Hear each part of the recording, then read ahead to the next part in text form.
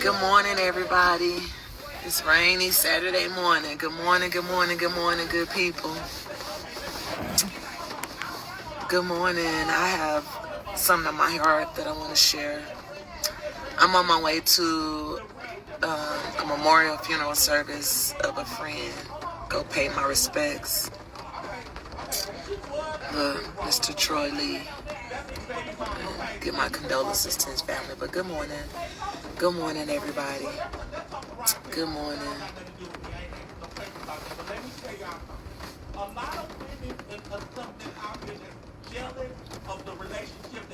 Good morning. It's a beautiful morning. Good morning. Hey, Angel or Keyshawn, whichever one of y'all that may be. Good morning. Good morning. Because we are one. Hey, no matter. Hey, we are one. Good morning. I want to talk about, is fear holding you back? Good morning. From your purpose. Fear held me back from my purpose for over 20 years. And I can tell by some of the responses from me going live that fear is holding a lot of Christians back from their purpose.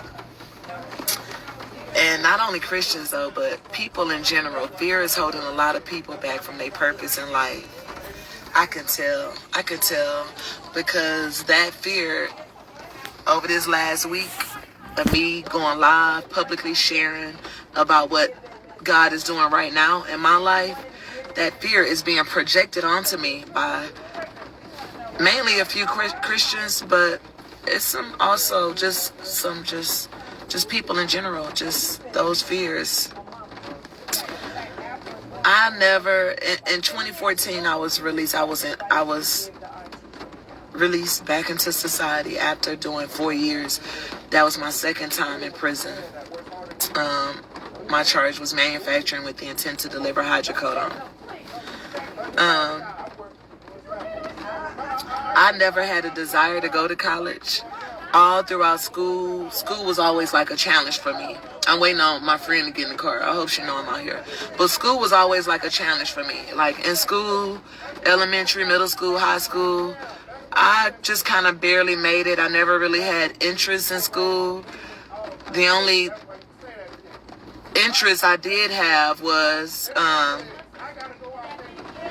debate, speech, that stuff. That was of interest to me. But other than that, nothing that I was being fed in school was ever of interest to me. And so because of that, I just did what I needed to do to get by all throughout school. I never had a desire to go to college. It wasn't until I felt spiritually led to go to college that I even obeyed. What kept me back for over 20 years was fear. Fear that I would just fail. Fear that I wasn't smart enough to do college. That was the fear.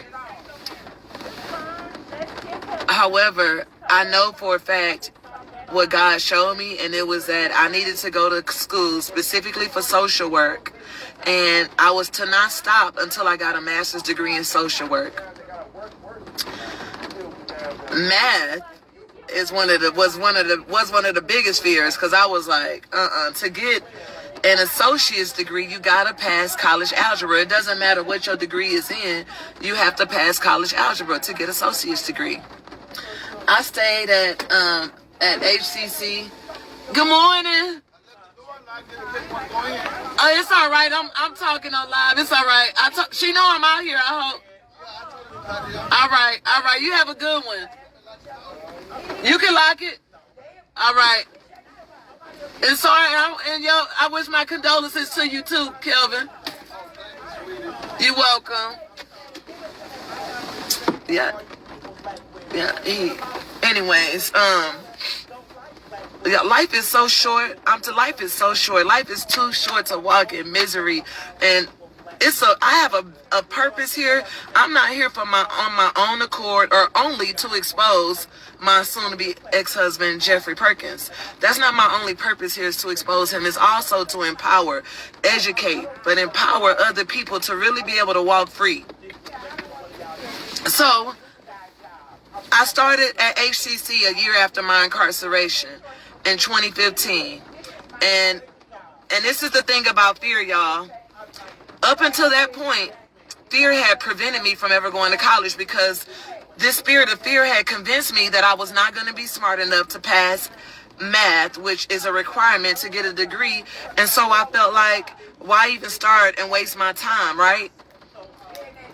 Needless to say, I left HCC and transferred to the University of Houston downtown without my associates. You can start your bachelor's degree, just so you know, without an associate's, but you will not be able to advance to a master's degree without your bachelor's degree.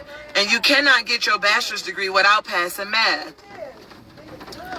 So, and I couldn't get my associate's degree either. So I started at University of Houston downtown without having my associate's degree. I had all of the credits I needed from my associate's degree, but did not have the credit from college algebra. It was one class holding me back from my associate's degree, nonetheless. So I started at University of Houston downtown, and one of those classes I was taking was college algebra again. I took college algebra, y'all, not once, not twice, not 3 times, but 4 times. 4 times.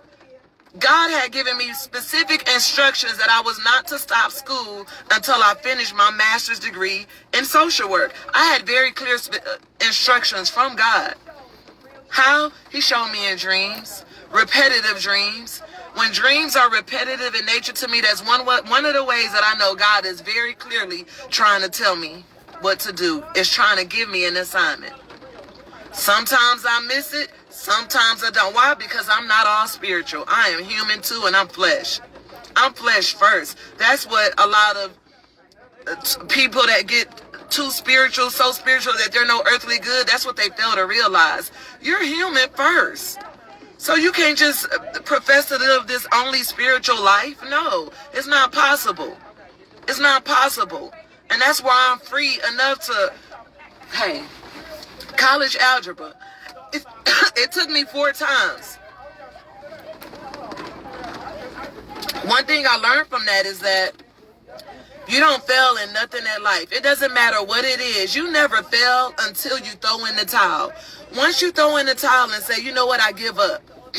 That's the point you can say you failed. All of those times that I wasn't passing the class, it was only a delay. Let me encourage somebody that's in school right now and that's having a struggle with college algebra. Get you a tutor. I had several tutors. Several tutors. Socrates was one of them. Several tutors. Get you a tutor.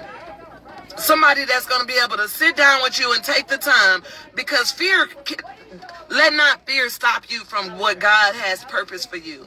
It was my purpose in life. Part of my purpose in life is to live this life of social work. And it's a lifestyle. It's not something that I just chose. I got a call at 6 o'clock this morning. It was on the phone with a woman for almost an hour trying to help her, walk her through how do you get a mental health warrant for your adult child who has severe schizophrenia. She needed help this morning. She couldn't wait till Monday morning between the hours of 7 to 3. This is part of my purpose in life. I didn't mind sitting on the phone with her through an hour trying to iron out, letting her know what her options were. If you need to call CERT today, this is what you can do. If you want a mental health warrant, I can write this. I can help you.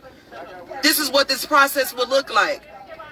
Fear, if I would have listened to the fear and dropped out of school those times that I didn't pass college algebra, I wouldn't have been able to be equipped enough to handle this person right now.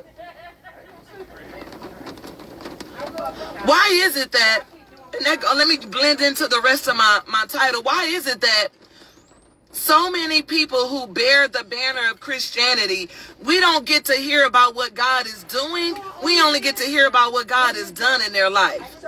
Why is it that so many people who bear the banner of Christianity will proudly boast and share the goodness of their life on social media, but how dare those same people get on social media and talk about the trauma or the tragic situation or circumstance that God is currently bringing them through? Why is it? Why is it? The fear of what somebody may say, that's what it is. The fear of being talked about, of being looked at in a certain way. But what if, you mean to tell me You mean to tell me that the very Jesus that people believe in, the very God up above, the very God that people say is Lord of their life, will not have adjusted to this current climate and social media to where it could be used for his good? It can only, you mean to tell me that the devil can instantly show and gratify the negative that's going on in the world? You got people on live doing suicide, murders, and all kind of stuff. Instantly, right now. They don't wait until after it's over with to say, oh, this what happened. No. No. Everybody got their phone out. A fight happens or something, it's right now, in the moment. It's being shared all across social media. Where are the Christians at that's going to share about what God is doing in their life right now? You mean to tell me that God wouldn't have adjusted to this day and time and said, daughter or son, I need to use you right now? This time, I can't wait until after it's over with. I can't wait until after you on the other side. I need to use you right now in strength, not from a place of pain. I need you to be able to empower people, and I need you to be able to encourage people, and you can't do that from this broken place of tears and so much pain, because then it'll just be that you're the victim. I need you to do it from a place of empowerment. I need you to have the courage to tell people what I'm doing right now. The divorce ain't even finalized, but I need you to speak about it. The devil used this for everything else, but God can't use it. Where are the Christians at? That's what I want to know. The very Christians that say, be quiet. You might look like, you might.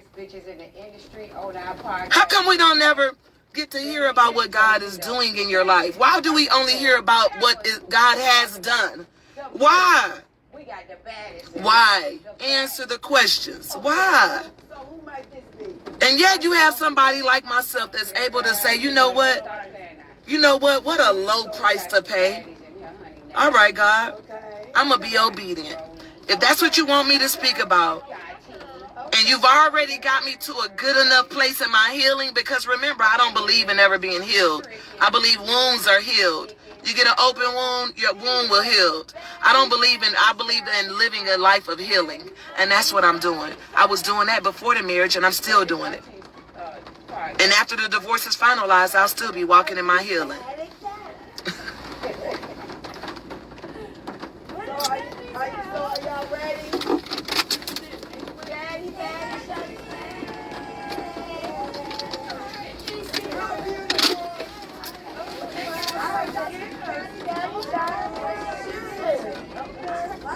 I think so many people are missing the mark.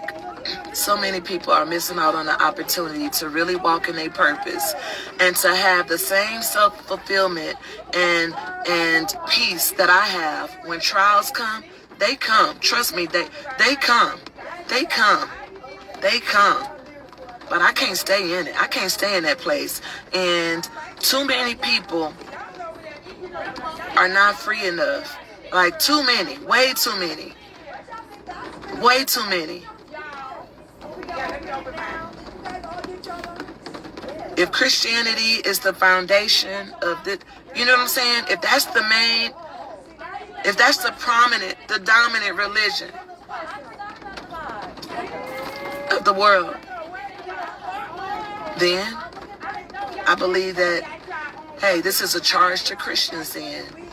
More Christians should call and support and say thank you for breaking this barrier. Thank you for breaking this ceiling. Thank you for being the one to start something different. Thank you. I appreciate what you. I appreciate your sacrifice. Thank you, because somebody needs to hear it right now. It's somebody that's on the brink of some stuff that y'all may not understand. That some stuff that can really have a negative impact in their life. Some decisions, and they can't wait. They can't always wait until after it's over with. Until after you have convinced yourself that you've healed. No, it's some people that God needs to use what you're experiencing in life right now to help somebody else. But because you're worried about the way you may be perceived to others, you will keep your mouth closed. You won't be able to really walk in your purpose in life. And it's a special thing. I feel good every morning when I wake up, and I have a peace of mind and clear conscience when I lay down, because I know that when I do an inventory of my day, I know that I am walking in my purpose. I am. That does not mean I'm perfect. Just because I'm walking in my purpose does not mean that I'm not a human and have flesh and I'm perfect. No, I have to apologize to people probably every week. But it's about having that conviction enough to say, I'm wrong and I owe this person an apology. It's about your heart, the position of your heart. People don't know the imposters you expose. I'm going to keep talking about it. As long as every day goes by that somebody is reaching out to me saying, I appreciate what you said. You are an encouragement to me. I needed to hear that today. That lets me know that there's too many Christians walking around in fear and don't want to talk about what God is doing right now in their life. We don't hear about it until after it's past. And I assure you, that's not the way it should be. That's not the way it should be. I'm on live, friend. That's not the way it should be. If the devil can use this very internet to talk about somebody getting killed and all this stuff instantly going viral, instantly, when it happens, you can't tell me that God wouldn't want to use this same platform to instantly talk about what he's doing in your life right now. Where all the Christians at? Where they at? They can only talk about what God has done. What about what he's doing in your life? And then you get mad at somebody like myself when I talk out, I'm not broken or in this bad place of pain or none of that. I get to live free every day. Pray for Jeff because he's dying on the inside and miserable. Trust me, he's not happy. Pray for his soul that God placed the right person in his path, that he'll get to know God in a real way, and that he'll use this part of his life as a testimony, because God does have a calling and a plan and a purpose for his life. And he can look back on this, and maybe one day he'll be free enough to speak loudly and boldly and go into the prisons and tell other people about how he had a lifetime career of using people, manipulating his family and getting over on people, but then how God had a change in his heart and he changed. Maybe one day he'll be that free to talk about it. But you can't tell me that the devil can use social media as its playground and reach millions of people to spread negativity. But when it comes to the goodness of God and what he's doing in his children's life right now, God got to wait until after it's all the way over with. What kind of bull crap is that? What kind of mess is that? People living in fear of what people gonna say, what people gonna think. No. What do I have to be ashamed of? I don't have nothing to be ashamed or embarrassed of. For what? For being good to and loyal to my husband? No. I have no loss at all. And I have the peace enough to say, guess what? I wish you to, I don't wish no ill will towards him. Half of it, he don't even know no better. His mental health is warped. Literally. Even when given access to it, not taking advantage of it. No. And I wouldn't have never shared all of that, but once I realized he was an imposter, once I realized it wasn't just the mental health, this is somebody that's really literally living a double life. Literally. No, it's time to expose and speak out. Because somebody else is going through the same type of stuff. How do I know? Because I can tell the messages they're sending me. I'm not going to read them out loud because they shared their stuff with me in confidence. But that's how I know. That's how I know. I'm free from it. I was miserable when I was in it. I'm sorry y'all missed the mourning stage, but I done mourned months ago. I'm free from it now. I can talk about it. I'm free from it. And the divorce ain't finalized, but I'm free enough to be able to talk about what God is doing. I'm living it. I don't have to be in this miserable place for what? But for everybody that bears the banner of Christianity, I hope that what I talked about today can make you have a second look into your own life. And when is the last time you talked about what God is doing rather than what he has already done? You bring everything else good in your life to social media. You share all of the good. You share all of the good. What about the trials? Why can't we hear about a fresh and a skillet trial? Because mine is still in the grease. Mine is still in the grease. It's okay. Pain is normal. It's a part of life. Make room for it. Normalize it. It's some bad people in the world. It's some imposters in the world. Normalize exposing them. Normalize not covering up for them no more. The hell? I'm free for real and I love y'all. Y'all have a beautiful day. I'm on my way to pay respects. Life is so short. Life is so short. For those of you that may say, well, why use your energy to talk about this or to talk about him? It ain't on him or this. It's about them, the people that need to hear it. It's about them. And if you're not one, that's okay. I'm all right with that. It ain't what I'm saying is not for everybody, and that's okay. But it's a lot of people that it is for, and it's for them. I'm standing in the gap doing it for them. It's a small sacrifice to me. So, I love y'all. Life too short to live a life of depression and just, no, be free. Be free. Make the best use of your days. Make somebody smile. Oh, you want to start the store? Yeah, make somebody smile. Do good to people. Do good. Treat people good. Treat people good and more good will come back to you. Maybe you'll get out of the rut in life that you've been stuck in for 15 years if you start doing good to people. Wonder why you walking under a curse and can't never prosper, can't never experience success at nothing. Everything you touch fails. How do you treat people? Where you trying to go? Oh, it's showing me a different way. Okay. Yeah, be good to people. Oh, okay. Good. Be good to people though, and you don't have to worry about people, because I'm not gonna lie. I'm not. But when you be good to people, you don't have to worry about if there are posters about you and all of that type of stuff, or somebody exposing you. You know what? He could never get on social media and say, this was the type of wife I was married to, and then he would never. It would be a lie. It would be a lie. It would be a lie. All he can do is try to convince the people that will believe him a lie that, oh, she's just crazy. She's just crazy. Just like he tried to tell my mama. Your daughter almost had me sent to prison. Tried to unplug my box, my monitor box, but left out the part. You see what I'm saying? Master manipulators and imposters, ladies, men, because there's some women like this too. And women are even better at it. Talk about that. Women are even better at it, but expose.